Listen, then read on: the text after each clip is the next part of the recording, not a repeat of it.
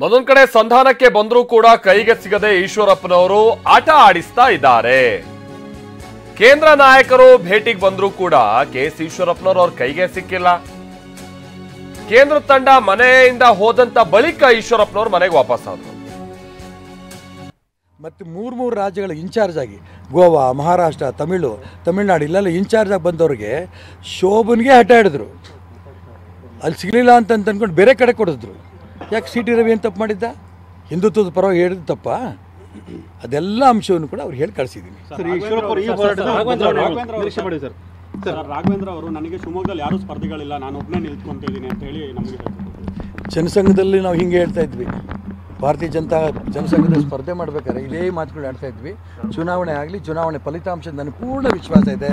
ಲೋಕಸಭಾ ಕ್ಷೇತ್ರದ ಜನರು ನನಗೆ ಆಗಿರೋಂಥ ಅನ್ಯಾಯ, ಸಂಘಟನೆಗೆ ಇವ್ರು ಮಾಡ್ತಿರೋಂಥ ದ್ರೋಹ, ಇಡೀ ರಾಜ್ಯದ ಕಾರ್ಯಕರ್ತರ ನೋವು, ಹಿಂದುತ್ವದ ಪರವಾಗಿ ನಾವಿರೋದು, ಇದೆಲ್ಲ ಗಮನಿಸಿ ಲೋಕಸಭಾ ಚುನಾವಣೆಯಲ್ಲಿ ಖಂಡಿತ ನಮ್ಮನ್ನು ಗೆಲ್ಲಿಸ್ತಾರೆ. ಬಿಜೆಪಿ ಪಕ್ಷದಲ್ಲಿ ಈಶ್ವರಪ್ಪ ಈ ಹೋರಾಟದಿಂದ ಬಿಜೆಪಿ ಒಂದು ಬದಲಾವಣೆ ನಿರೀಕ್ಷೆ ಮಾಡೋದು. ನಾನು ಹೋರಾಟ ಮಾಡ್ತಿರೋದೇ ಬದಲಾವಣೆ ಆಗಬೇಕು ಅಂತ. ನಾನು MP ಆಗಬೇಕು ಅಂತಲ್ಲ, ಈಗ ಹೋರಾಟದ MP ಆಗ್ತೀನಿ. ಭಾರತೀಯ ಜನತಾ ಪಾರ್ಟಿ ಕರ್ನಾಟಕ ರಾಜ್ಯದ ಬದಲಾವಣೆ ಕೂಡ ಆಗುತ್ತೆ.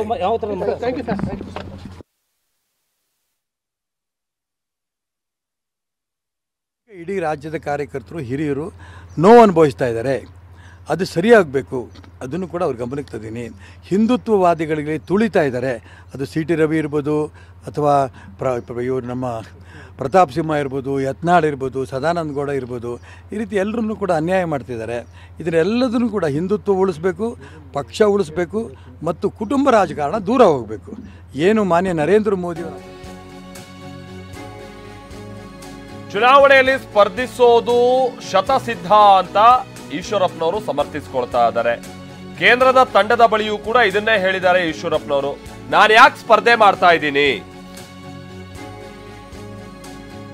MLC ಸ್ಥಾನ ಕೊಡ್ತೀವಿ ಅಂತ ಆಫರ್ ಅನ್ನ ಕೊಟ್ರಂತೆ. ಪಕ್ಷ ಶುದ್ಧಿ ಆಗ್ಬೇಕು, ಅದನ್ನ ನಾನು ಅವರಿಗೆ ಹೇಳಿದ್ದೀನಿ. ರಾಧಾ ಮೋಹನ್ ಅಗರ್ವಾಲ್, ರಾಜೇಶ್ಗೆ ಎಲ್ಲ ಮಾಹಿತಿಯನ್ನ ನಾನು ತಿಳಿಸಿದ್ದೀನಿ ಅಂತ ಈಶ್ವರಪ್ಪನವರು ಹೇಳಿದ್ದಾರೆ.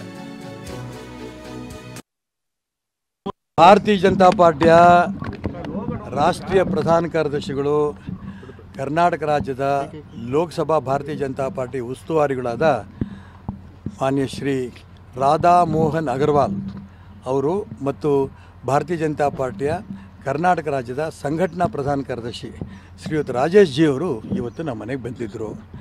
ಅವರು ಬಂದು ಈ ರೀತಿ ಚುನಾವಣೆ ನಾವು ಸ್ಪರ್ಧೆ ಮಾಡ್ತಾರೆ ಅಂತ ವಿಚಾರದ ಬಗ್ಗೆ ಚರ್ಚೆ ಮಾಡಿದ್ದಾರೆ. ನೀವು ಚರ್ಚೆ ಮಾಡಿದಂಥ ಸಂದರ್ಭದಲ್ಲಿ ಯಾತಕ್ಕೆ ನಾನು ಚುನಾವಣೆ ಸ್ಪರ್ಧೆ ಮಾಡ್ತಾಯಿದ್ದೀನಿ ಅನ್ನಂತೂ ಕಂಪ್ಲೀಟ್ ಅವ್ರಿಗೆ ಸ್ಪಷ್ಟವಾಗಿ ಹೇಳಿದ್ದೀನಿ.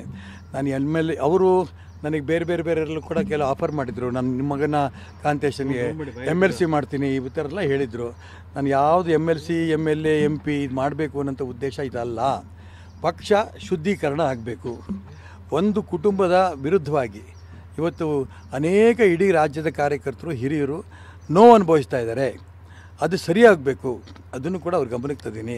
ಹಿಂದುತ್ವವಾದಿಗಳಿಗೆ ತುಳಿತಾ ಇದ್ದಾರೆ. ಅದು ಸಿ ಟಿ ರವಿ ಇರ್ಬೋದು, ಅಥವಾ ಇವರು ನಮ್ಮ ಪ್ರತಾಪ್ ಸಿಂಹ ಇರ್ಬೋದು, ಯತ್ನಾಳ್ ಇರ್ಬೋದು, ಸದಾನಂದ ಗೌಡ ಇರ್ಬೋದು, ಈ ರೀತಿ ಎಲ್ಲರನ್ನೂ ಕೂಡ ಅನ್ಯಾಯ ಮಾಡ್ತಿದ್ದಾರೆ. ಇದನ್ನೆಲ್ಲದನ್ನು ಕೂಡ ಹಿಂದುತ್ವ ಉಳಿಸ್ಬೇಕು, ಪಕ್ಷ ಉಳಿಸ್ಬೇಕು, ಮತ್ತು ಕುಟುಂಬ ರಾಜಕಾರಣ ದೂರ ಹೋಗಬೇಕು. ಏನು ಮಾನ್ಯ ನರೇಂದ್ರ ಮೋದಿಯವರ ಅಪೇಕ್ಷೆ ಇದೆ, ಆ ದಿಕ್ಕಲ್ಲಿ ಕರ್ನಾಟಕ ರಾಜ್ಯದಲ್ಲೂ ಕೂಡ ಭಾರತೀಯ ಜನತಾ ಪಾರ್ಟಿ ಪರಿವರ್ತನೆ ಆಗಬೇಕು ಅನ್ನೋಂಥ ಅಂಶಕ್ಕೋಸ್ಕರ ನಾನು ಚುನಾವಣೆ ಸ್ಪರ್ಧೆ ಮಾಡ್ತಾಯಿದ್ದೀನಿ ಅಂತ ಅಂಶ ಅವ್ರ ಗಮನಕ್ಕೆ ತಂದಿದ್ದೀನಿ. ಹಾಗಾಗಿ ದಯವಿಟ್ಟು ಜಾಸ್ತಿ ಒತ್ತಾಯ ಮಾಡಬೇಡಿ ಅಂತೇಳಿ ನಾನು ಬೇರೆ ಕಾರ್ಯಕ್ರಮಗಳಿಗೆ ಹೋಗಬೇಕು ಅಂತ ಹೇಳ್ಬಿಟ್ಟು ಬಂದಿದ್ದೀನಿ. ಅದ್ರದ್ದೇನಿಲ್ಲ, ನಾನು ಅವ್ರ ಗಮನಕ್ಕೆ ತಂದಿದ್ದೀನಿ. ಮೇಲೆ ಹೇಳೇ ಹೇಳ್ತಾರೆ, ಅವ್ರು ಹೇಳದೇ ಇರ್ತಾರೆ, ಹೇಳ್ಕೊಡ್ರಿ. ಮೋದಿ ಕಾರ್ಯಕ್ರಮಕ್ಕೆ ಆಹ್ವಾನ ಅಲ್ಲ, ಮೋದಿ ಕಾರ್ಯಕ್ರಮ ನಾಳೆ ಇದೆ, ನೀವು ಬರೋದು ಒಳ್ಳೇದು ಅಂತಂದರು. ನಾನು ಚುನಾವಣೆ ಗೆದ್ದು ಅದಾದ ನಂತರ BJP ಬಿಟ್ಟು ನಾನು ಹೋಗೋ ಪ್ರಶ್ನೆನೇ ಇಲ್ಲ.